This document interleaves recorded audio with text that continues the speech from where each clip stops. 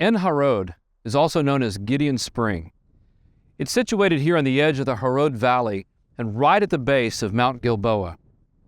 This entire region saw a number of Bible events of great significance, but one in particular was the battle between Gideon and the Israelites against the Midianites and their confederates.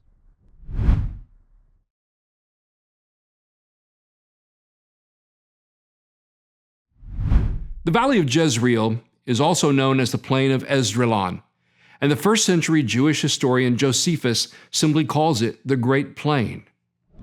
This is the largest valley that pierces the hill country mountain ranges from east to west. It forms an important link between Megiddo to the west and the Jordan River Valley to the east. Surrounded as it is by mountain ranges, the relative flatness of the Jezreel Valley makes it a center for traffic, farming, and warfare. In fact, just as these roadways afford today's traffic a relatively easy course of travel, so in ancient times a large international roadway led through the valley, giving travelers and caravans east-west access. On the southeastern edge of the valley, we see Mount Gilboa. The section between Jezreel and the Jordan River is sometimes called the Harod Valley because a spring is found there called Ein Harod. It's a part of the system that supplies water to the valley. Nowhere in the country of Israel is there such a concentration of natural springs as we find at the base of Mount Gilboa.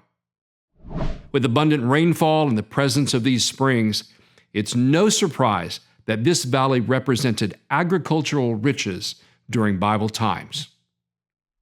When the Hebrews first came to this area fighting against the inhabitants, they found themselves fighting against forces that would make use of chariots to try and control the valley floor. We're told in the Bible that because of their disobedience, the Israelites were conquered by the Midianites, Amalekites, and peoples from the east. After enduring 7 years of this pillaging, the people repented, and the Lord demonstrated His compassion for the nation by prompting Gideon to rise and to drive out the invaders.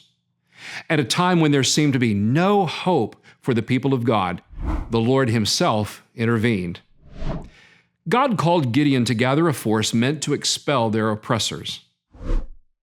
Here at the opening of the Harod Valley, the Midianites, Amalekites, and the children of the east located themselves at the base of the hill of Moreh. Judges chapter 7 and verse 12 tells us that the hosts and their animals were so numerous that they filled the valley like locusts. It was this host that Gideon and the Israelites would conquer, but not before God shrunk the size of their army. The Lord expressed His concern that the Hebrew army was so sizable that they would credit their own fighting prowess for victory rather than crediting God. Hence, He wanted to reduce the number to such a small size that it would be undeniable that this victory was achieved by the might of the Lord.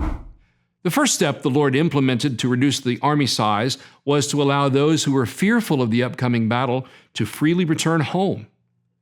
Of the 32,000 men Gideon had amassed, 22,000, more than 2/3, departed. However, God sought an even smaller force than the remaining 10,000, and He used Ein Harod as the means of reducing the army even further. The water comes forth from this spring, streaming out and pooling in the shadows. He had Gideon bring the troops down to the water to drink, watching how they slaked their thirst. 300 knelt by the shallows and took water in their hands, bringing it to their mouths for a drink. These 300 were the ones the Lord led to battle. As the Bible says, these 300 were divided into 3 companies of 100 men each. They held torches hidden in pitchers and trumpets in hand. At the signal, they all blew the trumpets, shouted for the Lord and for Gideon. They exposed the torches, and they routed the Midianite host. This is a story of David versus Goliath, but on a regional scale. And no one could deny that God brought the victory to a spiritually renewed nation. But the events at Ein Harod remind us that righteousness matters. We can never allow ourselves to think that we can behave in an unprincipled way without consequences. And that's not the type of person the Lord wants us to be, and we don't want that for ourselves either. This remarkable victory by the Israelites over the people of Midian reminds us that with God, great things can be achieved. We may face our challenges or our fears. We may feel at times as if our contributions are too small to make a contribution to the kingdom. But then we look back to this story of Gideon and we remember that Israel was victorious not because of their military prowess, but because they depended upon God and walked faithfully at His side. When you face your challenges and your hurdles, look back to this story and remember that you can depend upon Him, upon His strength, His wisdom, and His power. Remember the words of Peter who said, "Casting all your cares on Him, because He cares for you." This history is a reminder of the powerful connection between faith and fact right here in the land of the Bible.